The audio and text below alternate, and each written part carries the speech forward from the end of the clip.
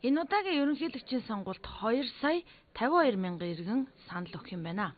Сонгогчийн нэрийн жагсаалт сонгуул ерөнхий орны захимж сайтад байршсан байна.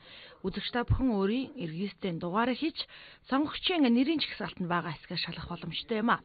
Ерөнхийлөгчийн сонгуулийн санал авах хэсгийн ороодч байгуулагдсан байна. Мөн сонгуулийн тухай хуулийн заасны дагуу 4-р сарын 12-ны өдөр аймаг нийслэлийн сонгуулийн орог байгуулжээ.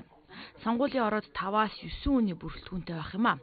Ерөнхийлөгчийн сонгуул зохион байгуулах нийт төсөв 14.9 тэрбум төгрөг. Энэ төсөв нь 2013 оны ерөнхийлөгчийн сонгуулийн төсвөөс тэрбум гаруй төгрөгөөр бага гэдгийг хэлж байна. Сонгуулийн эрх үхийн иргэд саналаа өгнө. Энэ нь бол одоо ямар нэгэн сэтгцийн өөрчлөлт байхгүй. Тэгээд одоо ял эдэлж байгаа биш. Ийм улсууд бол өгөх ёстой. Энэ судалгааг бол хичнээн хүн ял эдэлж гэнэ гэдгийг бол шүүхийн шийдвэр гүйцэтгэх ерөнхий газраас гаргаж байна. Энэ улсуудаа бол хасна. Мөн одоо дээд шүүхээс үл тэр сэтгцийн өөрсдөө улсуудын судалгаа гаргана. Энэ 2 сая 52 мянган одоо сонгогч байгаа. Энээсээ бол тэднийг хасаа явуучих юм. Мөн одоо ингээд санал авах хүртэлх бол бас нас барсан хүмүүсийн судалгаа гаргана. Энэ 2 сая 52 мянгаасаа бол бас хасагдаа явуулчих гэсэн үг. Ер нь бол ингээд санал авахаас өдөр хүртэлх хугацаанд бол энэ өөрчлөлтүүд хийгээ явчихна. Дүүргийн сонгуулийн хороо маань ажлаа хүлээж аваад бүрэлдэхүүнээрээ хоролдоод цагийн хуваараа гаргаад ажил өргөө хуваараа батлаад ихэнхдээ ихний хоролдоонд хоролдоод бүх зохион байгуулалтын арга хэмжээ бол явагдаад эхэлсэн. Зөвхөн энэ удаагийн ерөнхийлөгчийн сонгуул маань урд удаа сонгуультай ойрхон үе шаттайгаар явагдж байгаа гэдгийг утгаараа урд нь сонгуульд ажиллаж исэн төрийн албаны болон төрийн үйлчилгээний албан тушаалтнууд маань бүгд өөрсдөө бэлтгэгдсэн.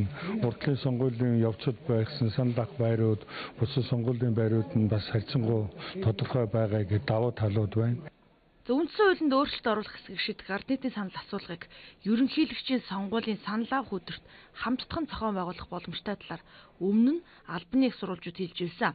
Ард нийтийн санал асуулгын тухай хуульд хэрвээ сонгуультай нэг өдөр зохион байгуулахаар бол товыг нь 65 хоногийн өмнө зарлах ёстой гэсэн заалт бий гинэ. Харин хуулинд өөрчлөлт оруулах боломж бий гэдгийг мэдэгдэж байна. Ер нь бол их хурлын сонгуул ерөнхийлөгчийн сонгуультай хамт явуулсан нөхцөлд одоо ямар журмыг баримтлах вэ гэдгийг бол бид нар сонгуулийн ерөнхиөрөө саналаа гараад 2016 онд бол ард нийтийн санал асуулгын хуулиндаа бол өөрчлөлт оруулсан байж байгаа. Үндсэндээ бол хуулийн хувьд бол эрх зүйн орчин боломжтой гэж ингэж үзэж байгаа. Нэг асуудал бий хуулийн дээр ард нийтийн санал асуулгыг ерөнхийлөгчийн сонгуультай хамт явуулахаар бол 65-аас доошгүй хоногийн өмнө товлон зарлана гэсэн ийм хуулийн заалттай. Энэ заалт л байгаа. Энийг бол өөрчилж болно. Сонгуулийн ерөнхий ороо бол ард нийтийн санал асуулгыг бол ерөнхийлөгчийн сонгуультай хамт явуулах боломжтой гэж үзэж байгаа.